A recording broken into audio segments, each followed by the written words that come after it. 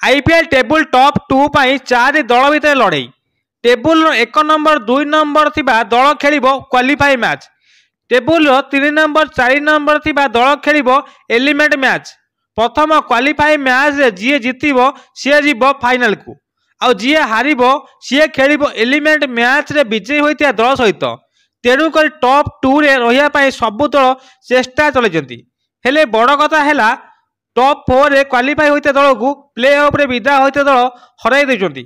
64तम match रे गुजरात को Lucknow 33 run ने परास्त करथिला। 65तम मैच रे बेंगलोर को हैदराबाद 42 रन ने हराई दिला। सेही परि 66तम मैच रे पंजाब सहित दिल्ली 6 विकेट रे विजयी होइतिला। आउ 67तम मैच रे गुजरात को चेन्नई 83 रन ने परास्त करिछि।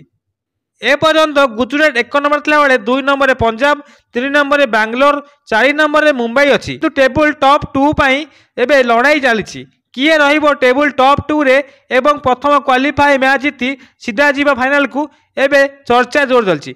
ए पर्यंत स्पष्ट होई नाही table 1 number 2 number 3 number 4 number रे किए रहिबो। आपणक मतामत कमेंट कर जणातु किए एथरक टेबुल टॉप 2 रे रहिबो एवं फाइनल मैच खेलिबो।